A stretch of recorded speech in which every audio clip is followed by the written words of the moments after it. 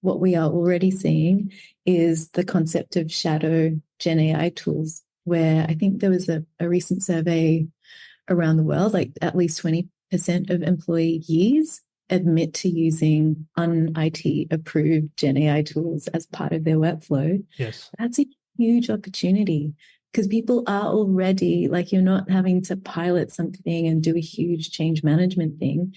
You're actually just needing to create the space for employees to say, well, I'm already doing this. Can we do this so it's safe? Like, can I tell you about it without getting in trouble?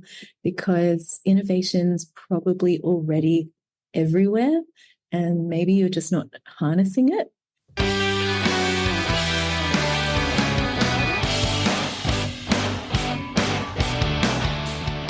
Welcome to the Inner Game of Change podcast, where I explore the intricate layers of organizational change alongside insightful professionals. I am your host, Ali Juma, and this is the Inner Game of Change podcast. Today, I welcome Sarah Kaur, a design thinking practitioner at the Commonwealth Scientific and Industrial Research Organization. With a robust background, Sarah brings over a decade of experience collaborating across disciplines to embed human-centric design in machine learning and AI research. Her work focuses on responsible AI, striving to enhance policy and consumer experiences through ethical and technically sound AI applications. Sarah's dedication shines through her own projects. Today, Sarah and I go through the rabbit hole of AI design for impact, exploring the intersection of creativity, ethics, and technology. I am grateful to have Sarah chatting with me today. Well, Sarah, so good to have you in my podcast, the Inner Game of Change podcast, as a guest. And it's really good to see you, and thank you so much for your time in advance.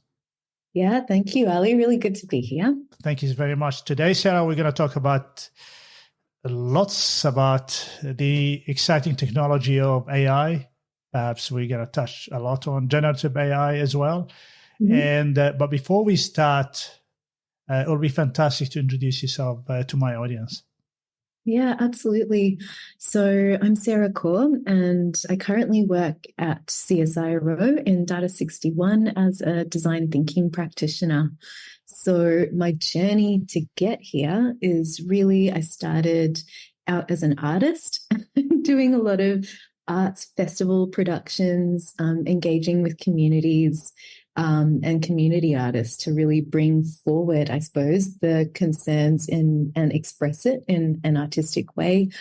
And from there, I started to I was starting to be hungry for like a pointier challenge. So how can I use creative skills and production skills, but instead of applying them for arts events, apply them to, I guess, more real world challenges.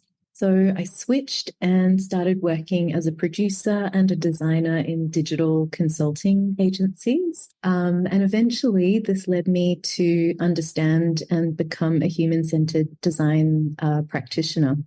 And so that's probably how I describe myself mostly now.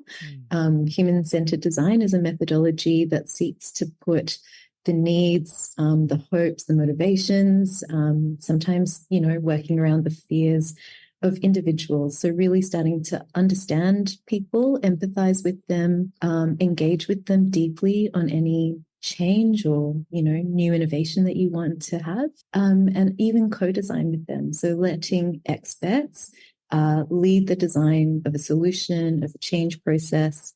And my job is to expertly facilitate that process. So we come up with something really good, something with good impact at the end. Fantastic. And for my audience who are actually overseas and all the good things come from your agency, talk to me about how did you get into AI and that particular sort of rabbit hole?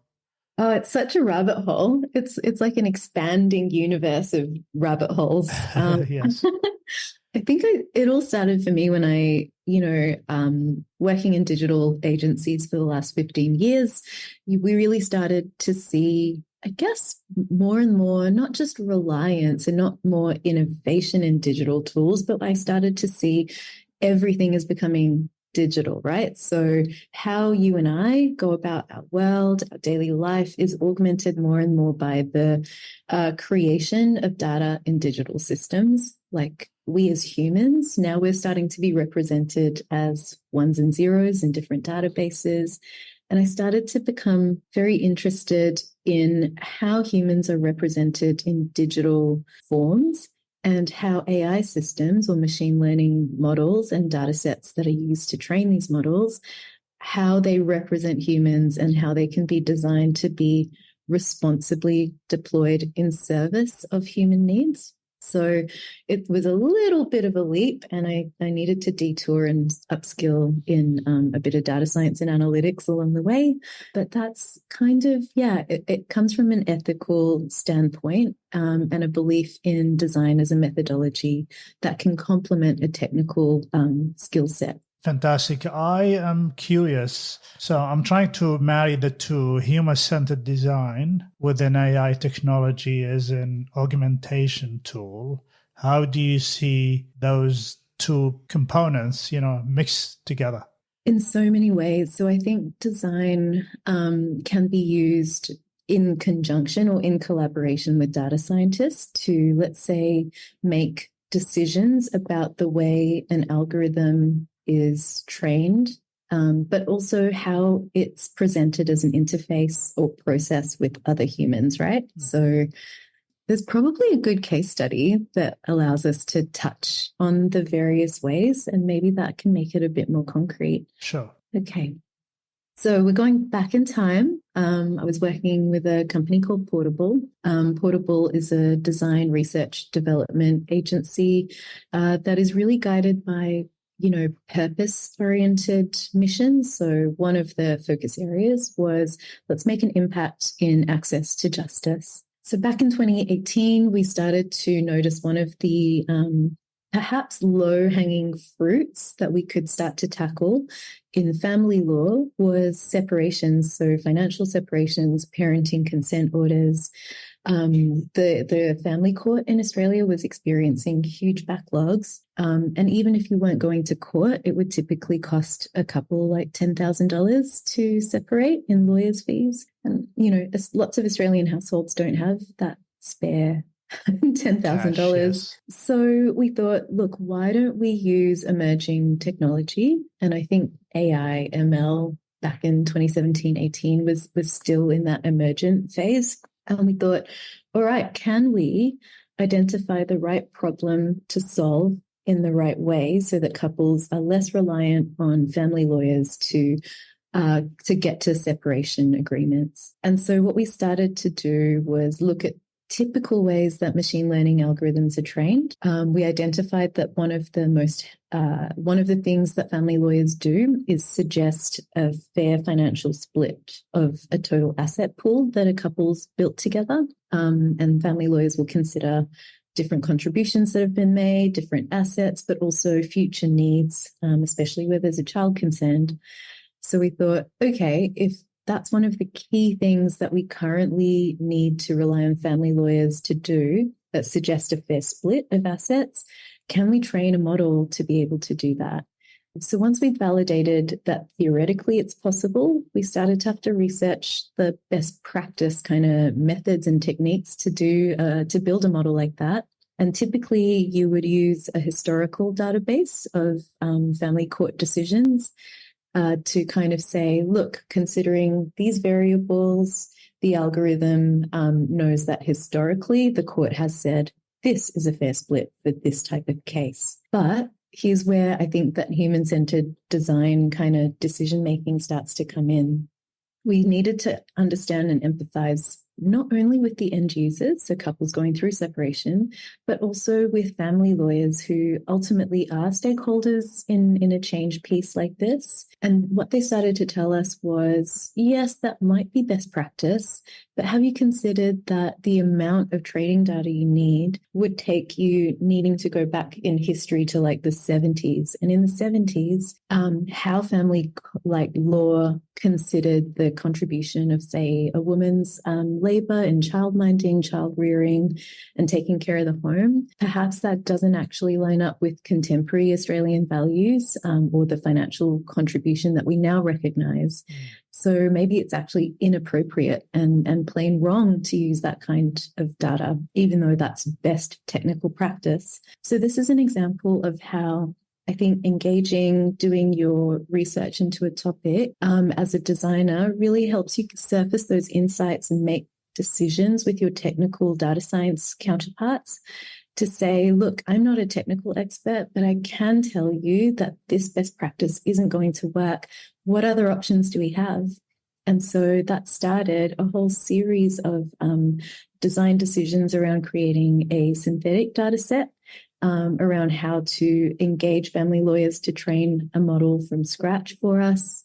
And I guess it started to really influence the way I saw the development of AI. So not just the models, but also how that model is explained to someone who has to use it and how we build trust in that system's ability to influence our decision making. And so that was probably the start of me going, algorithms and AI isn't just a technical area. It's a design decision area that is influenced by what we value and the impact that we ultimately want to have.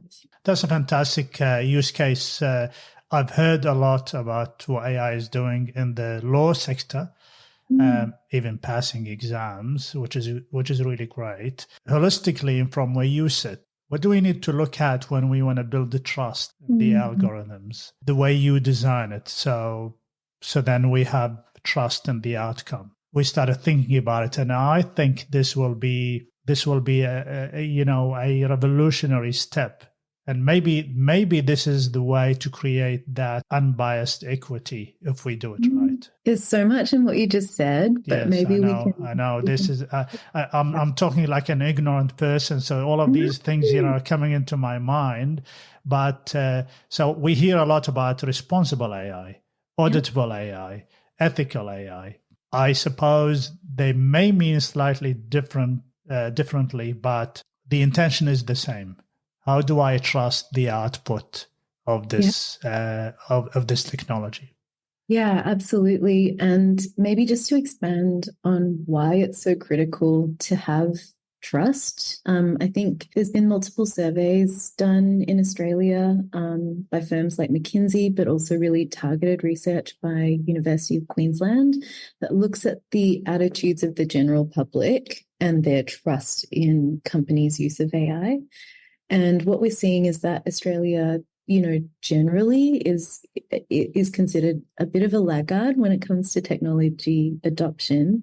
And specifically when it comes to AI, we're starting to see that we could have so much amazing productivity growth. We could really start to, drive forward innovation and the market share that we have. But what's holding us back is that about only 40%, I think, of people surveyed say, yep, we trust companies to use AI for our benefit or for good, or in a way that we can actually understand it. So there's a huge skepticism. And I think if you think about the very complex landscape of what does responsible or ethical or safe use of AI, we start to see that companies, CEOs, board directors, they're so accountable for the use of these technologies, but they may not be clear yet about the interaction of how AI either enhances opportunities or enhances their risk profile. In a lot of frameworks around safe and responsible AI, we start to see people saying, look, first of all, consumer law, privacy law, any business is already going to be subject to lots of legal and regulatory compliance obligations. So your first step is to make sure that however you're using AI, it's not in conflict, I suppose, or you're not exposing to risks that you're not comfortable taking according to your existing obligations. And then I think there's a second level where we think and talk about not just do no harm. So don't allow data to be accessed when it shouldn't, but it's actually around values alignment. in 2019, the Department of Industry and Data 61 did a very wide-scale public consultation, came up with 8 Australian AI ethics principles, and they're generally aligned with, I guess, international AI principles and human rights being expressed. But I think they're just one input, right? Every organization will need to look at those principles and then figure out, how does that interact with my company mission, my purpose, my values, how I implement those with my use of AI, with my employees. That's actually a really, I think, like quite a fertile ground for education around AI ethics and company values and how you want to express them. So that's, I think, the second order. And the third order, which I know is very close to your heart, is so what? Like, so what if you're complying with the law? So what if all your values are aligned? What is the impact it's having on your external world? So are your consumers benefiting? In the case of Amica, what the business case was basically, let's take a $10,000 case and reduce the cost to make it more accessible, and couples can now generate that from $150 to $500. So that's a very clear case of external impact and access for a purpose. So if any company can kind of go through the steps from obligation and doing no harm to values alignment to then saying we really care and want to track, we want to get signals back from outside on how our use of AI is creating impact. I think those kind of 3 pillars are going to be really increasingly important to demonstrate that you are trustworthy.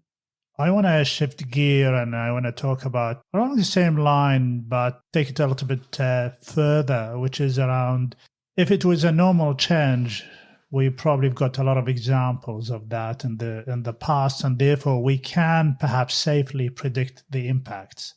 Yeah. Because AI is evolving very quickly. Even the experts are grappling now. Do we understand, where this is going to take us? When they ask such a question, that what the message that I'm reading out of the question is that we really don't understand the second and third layer of impact. How nervous would that make you feel? I think it gives me a reason to pause and like kind of try and appreciate the complexity. But I also recognize that we can't afford to always stop or get bogged down because the complexity is beyond our current understanding. So I think it's helpful for me to ask leaders in organizations that are considering AI strategy, deployment, and impact. It's helpful for me to say something like, look, if I asked you to tell me, how confident are you that this service or this product that you're releasing is accessible and is aligned to the cultural diversity of the user base that you serve? So they might say, good question, I haven't thought about it. Or they might be a little bit more mature and they've said, well, we've checked it against our diversity and inclusion guidelines. We don't think there's anything wrong. We're working with our AI vendor. We're making sure that the bias is being really, well monitored in the system. And then I'll say, okay, but so what? Have you talked to people out there? Have you tried to reach out to your customers? Have you done things like seeking out the guidance and the feedback of a leader in a vulnerable community to say, look, this is what my product's doing. I don't know from my perspective what the potential impacts might be for you, but maybe we can speculate together and you don't need to know a lot of technical detail about what I'm doing. But if I say my product might do this, and let you ask a question about how that might actually filter down into people in your community, maybe we can have a discussion that starts to flesh out those areas that were previously unknown, that actually we might say, gosh, that's a connection I never knew. Let's think about monitoring this for unintended consequences. So it's about like little ripples of engagement. You go out, you go out, you go out, and eventually you start getting signals back. You can't start there, and it takes a lot of investment and resource, but it's kind of what we need to do, I think. The way I look at it is that, yes, it is fraught with a lot of uncertainty, but we've got thousands and thousands of human experience that we can explore that and really understand it. And perhaps also we can be naughty enough to rely on technology to even predict the impacts of itself on society. So who knows, we might get in there. I was in the supermarket the other day, Sarah, and I was thinking a couple of things. I was thinking a product can have a genetically modified label on it, or organic label on it. Are we going to get to a stage when there's a product from a company or a policy or a program is going to have a tag on it, AI tag? Don't know the answer to that, but I definitely see certain signals coming through. So, for example, the US Bill of Materials for AI is starting to say we want a watermark for AI generated images. And maybe that's, there's lots of political sensitivities around fake news and the of generative AI for bad political kind of actors. But I think in general, it's important for companies to be transparent with anyone who is using an AI-assisted kind of service or product. And that's for a few reasons. One of the core, I guess, AI ethics principles is be transparent about what you're doing, why you're doing it. And the fundamental, like step one is, well, let people know that they're actually interacting with AI. But that kind of is foundational for a few reasons when we think about impact. If we are truly serious about wanting to assess the impact of what we're doing, whether that's good or bad, we won't know unless people are firstly aware that that's kind of an attribute of the tech that they're using. And then they can start to tell you like, it's actually really amazing, or I just wasn't sure why this hotel was recommended to me.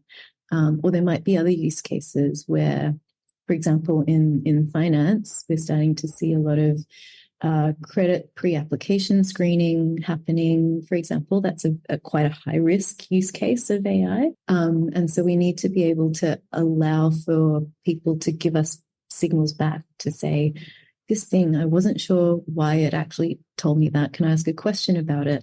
And actually, that's how companies get better and do continual improvement, is because they start to detect edge cases and start to be able to improve their modeling or improve their data sources. I love that. Using transparency to improve your own processes. That's really great. So here are some thoughts that I've been also thinking about. Lots of people are thinking that AI is a threat to their own jobs. And I think their concern is valid.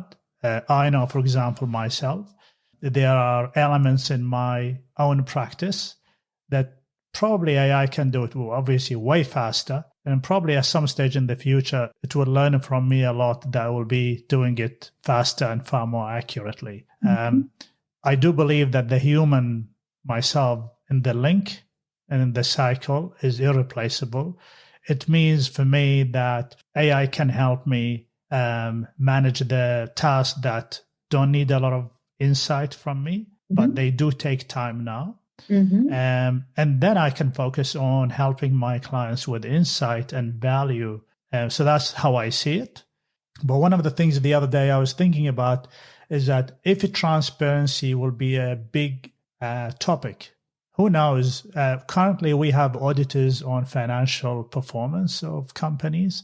Maybe the future will be, or not the future, maybe next couple of years will be an auditor for AI transparency. Meaning auditors will come to your company and then they check that your AI is ethical or meeting the standards that you asked. Am I dreaming about this? I think it's a shared ambition and a shared desire that we have. I don't know if we're dreaming about, when, how, the practicality, the feasibility of how that might be implemented here, but I feel like it's almost like a shared goal that is starting to emerge, or a shared need that is starting to emerge. Yeah. But I do want to go back to the point you were making around, AI, threat, friend, foe. What is it? one of the people I spoke to recently who is, has helped lots of organizations think about adopting AI, all the way through from piloting something to actually having a mature use case in the business. He was saying, look, if you think about your AI tool as an intern, like particularly relevant for Gen AI, you can't leave your intern alone to crack through a bunch of tasks and then take their output and give that to your boss. Like, you would definitely not do that. You would definitely be very specific in your instructions to an intern, and so should you be with a tool like Midjourney or ChatGPT. You would never leave an intern alone to run a task over several days without checking in. So put yourself back in the loop. So that kind of principle of human comes back in the loop with your AI kind of process comes in, and also treat their output as an input to your process. So never use it verbatim, never use it raw. Always augment it with the wisdom that you've got, the experience that you've got, because anything that comes out of, let's say, an LLM chatbot is going to hold a lot of generic and applicable insights or output, but that's where your human discretion, wisdom, insight, experience needs to really deliver that value. And that's not something that's cheap or easy to come by. That's human. You've earned it. And that's very valuable. Yeah, that's what I call a professional wisdom. I also think I like that the output of AI is an input into your own work. I think that's really nice put. I often describe it that the information is right, but it's not the truth. That's a great saying. Yeah. Yeah. So the truth, I only know the truth. Well, I know part of the truth anyway, but that comes from years of experience. And sometimes as humans, we really just need a start, and AI can give us that particular start. If AI is going to augment my work, what do you think people in the workplace would need to start thinking about? So one of the things that I heard recently is that we need to start thinking that I am working with AI and not with computers anymore. Is that the new way of working that will evolve at some stage? I've been thinking about that, like your metaphors for AI, like our use of laptops is really ubiquitous. It wasn't always. It hasn't actually taken away more jobs than it's created, let's say. Or even thinking about a metaphor like AI as electricity. It used to be dangerous and crazy, but over time, it's evolved to have so many applications, universal standards, safety. Like it's become a commodity that we all use and trust. Yeah. And no doubt that AI is going to happen or have a similar trajectory. But I think there's have you heard of Carol Sanford? She's a US-based kind of, she talks a lot about regenerative businesses and kind of creating a culture where everyone in an organization understands the vision, but they also understand when they are stepping outside of what they should be doing. And because they know the vision where they should be going, and they know very clearly, if I step outside this line, I will get in some serious consequential trouble. They also understand the zone of relative autonomous freedom where they can do their jobs to the best of their ability.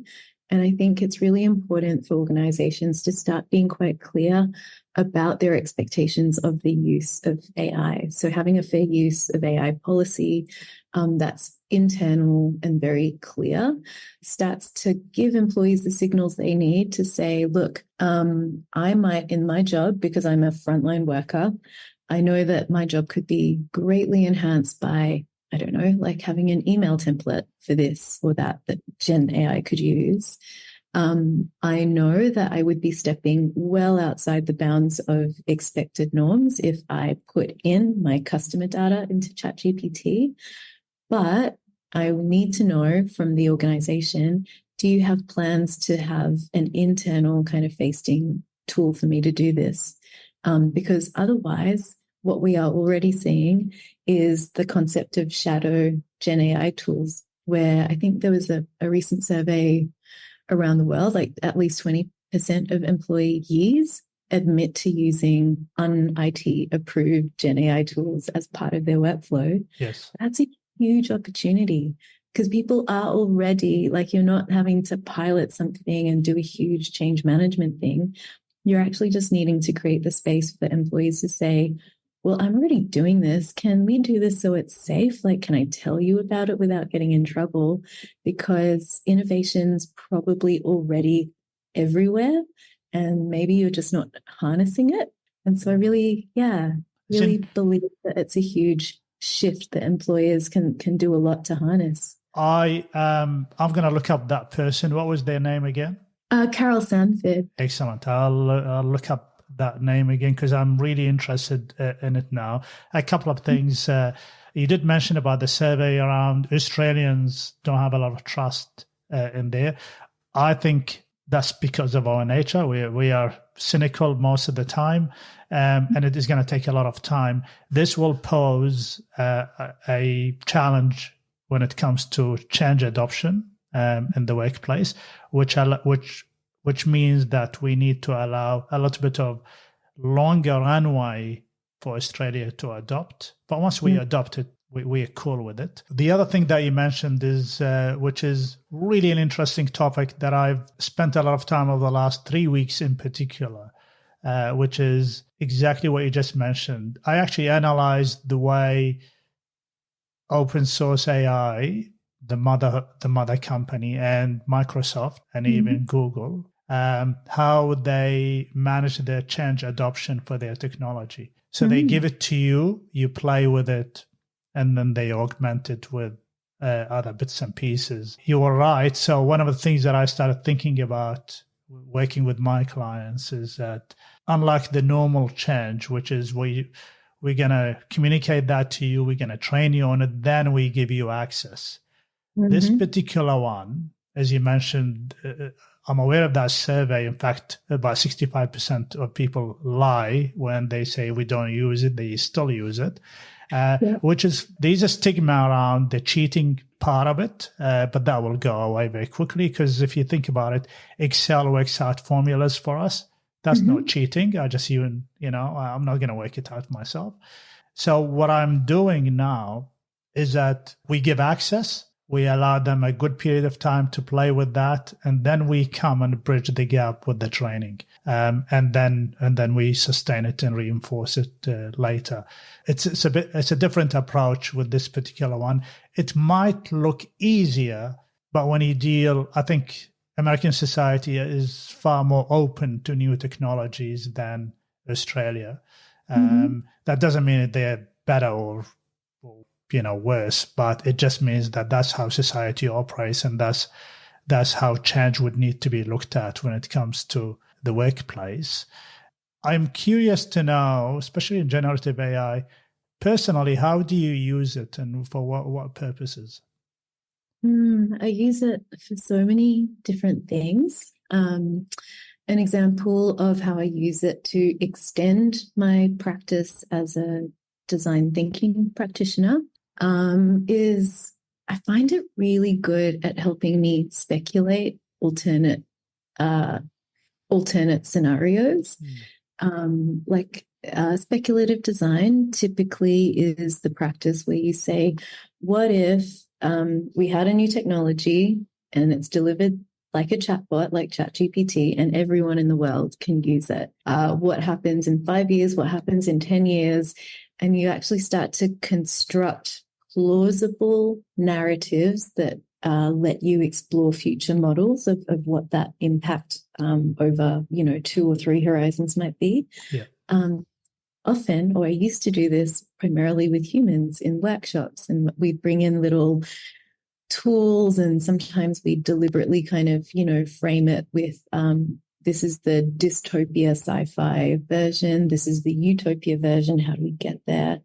But what I'm finding is if I try and do the same thing with, say, a ChatGPT, I can get a lot more diversity in the types of scenarios that it gives me. And I'm able to use those as the inputs for the workshop. And what I'm typically finding is with that higher quality, more targeted, more inventive, speculative scenarios being presented to humans as kind of framing an input, suddenly the humans are like, oh my gosh, yes, let me build on that. Like, I think in my context or from my culture, this would play out like this. And we start to get a lot of nuance and a lot of believable quality in the generation of scenarios that talk about impact. And of course, what you do then as a designer is you think, great, how do I steer us closer to the kind of impact we want to have and further away from the terrible impacts it could have because we've allowed ourselves a chance to speculate about the future.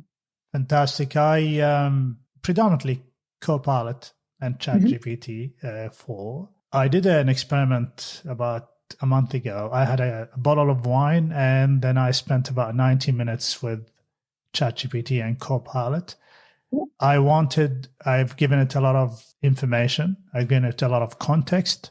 And in fact, I thought about the context to work out how I can improve my practice in the changing comms in about 3 years' time. What do I need to consider? And I basically workshop my own job future with ChatGPT. And it was amazing because it's giving me some of the stuff that I know about, but it's giving me some other pointers that I haven't really thought about and considered. And then based on that, I've selected the pathway that I want to go through. And then I asked ChatGPT to put all of those into a plan based on the number of years and what I need to do, including even if there are courses that I need to finish, and recommended the courses to me. Quite amazing, powerful thing, because that's what you go and pay thousands of dollars to a coach, and they may not get it right as well. And that information stays with me. So the other thing that I started using Copilot, especially over the last 6 months, to help me even with the podcast, I give it a set of questions and I ask it to critique my questions. I've got a limited amount of time with my guest, and I want to get the best questions out there to get the best outcome from the guest. So how can he help me sharpen my questioning techniques? And it's actually been powerful for me even outside the podcasting. So as I said, I am almost falling in love with ChatGPT, and at some stage I'm going to create my own and give it a name as well. It's going to be a great thing. I do believe in the technology. I do believe that when I was living overseas in the 90s and I started hearing about internet, and from the geeks of my friends, I ignored it. I didn't take really big advantage of it at the time. And I think this is the second inflection point in humanity. And that's why I'm taking it so seriously and going so deeper into that rabbit hole, because that's, for me anyway, once in a lifetime opportunity to really just harness this technology. For me, we are coming close to the end of the podcast. I'm thoroughly enjoying this. You've given me quite a few points to think about. I've learned, and I'm going to steal some of the language that you used in there, Sarah. So I hope you don't mind that. One last question that I want to ask you, which I usually ask my guests. What would be your advice to people in my community in the changing communication, knowing what you know, what we do, Sarah? I think I'd say a piece of advice or maybe an insight that I heard you touch on in your story about your own interactions with ChatGPT. I think that what we have access to now is an incredibly powerful technology that is able to aggregate basically the internet and synthesize it for us. And that's such an amazing, potentially democratizing, powerful force where every one of us, there is still a digital divide. It's not completely accessible, but a great number of us are now able to get generic advice tailored to our situation that is roughly equivalent to what, like you said, we would have had to pay a specialist a good deal of money for. But that's not the end of the insight. I think the interaction style. So me, a human, talking to a machine on my computer, I actually have a lot less inhibitions about the way I will ask for feedback. Like you were saying, can you help me critique my questions? I might not be brave enough to do that with a human expert. I might not want to seem vulnerable, or I might not want to waste their time. But what we have in technologies like this now is almost the endless ability to have a back and forth where we don't feel like we're under a spotlight or judged, like we have a thinking partner. Or if you're creating an image, you can kind of go, like, it doesn't get tired. It doesn't get sick of you saying, oh, stop telling me to make it, more green or whatever. Yes. It's actually a very patient and powerful technology. So if we understand its limitations, if we understand that whatever it gives us is an input to the thing that we want to make, I think that's a huge framing about empowering people to use technology and be able to do that productively and within a safe kind of environment where they are confident too. Thank you very much. Very wise, and I think is going to change experiences all over the place. Recently, I've had a guest that we talked about the idea of cheating for students and all of that, which is prevalent, topic. And because we are humans, we're going to look at the negative news first, which is fine. But she was talking about that who knows, an A now, an excellent A in an assignment is based on what we know now. When we have AI to help with research and all of that, that A will no longer have the same standard as now. We're going to have to raise the standard of learning because we've got a capability now. And this is how we're going to transform the human intelligence and the output. And I reckon that will be a huge win to humanity. Of course, there's going to be some evil use of it. Of course, it's already happening, but that never stops us. And I hope that one day technology can help us cure cancer, climate change, all of those things that I'm not a dreamer. I know is going to happen. It's just a matter of how much human will come into place to make that happen. So on that note, I really appreciated your time today, Sarah. I was grateful to hear your thoughts and listen to you, and I'm eternally grateful for your time. It's been a pleasure chatting. I've learnt as well. Thank you, Ali, for bringing the conversation to life. And I've really appreciated your use of specific stories as well. I love that. Also as a listener of your podcast. So thank you very much. How would people get hold of you, Sarah, if they want to connect with you?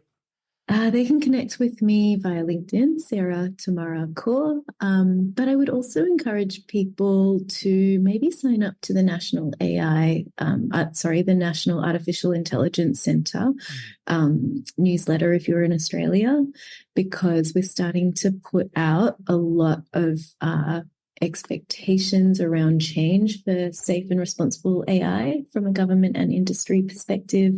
We also have lots of industry thought leaders starting to discuss how they're using AI and applying it in their industry. It's a pretty good source of trustworthy knowledge. So that's another place to look out for some good resources. Fantastic. I'm gonna put all the information in the podcast info. I hope to get you back in the future at some stage, and things would have moved very quickly, I'm sure, by then. But until next time, Sarah, stay well and stay safe. Thank you, Ali. Bye. Thank you.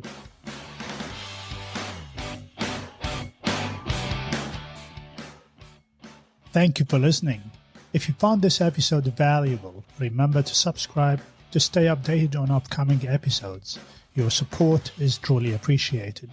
And by sharing this podcast with your colleagues, friends, and fellow change practitioners, it can help me reach even more individuals and professionals who can benefit from these discussions. Remember, and in my opinion, change is an enduring force, and you will only have a measure of certainty and control when you embrace it.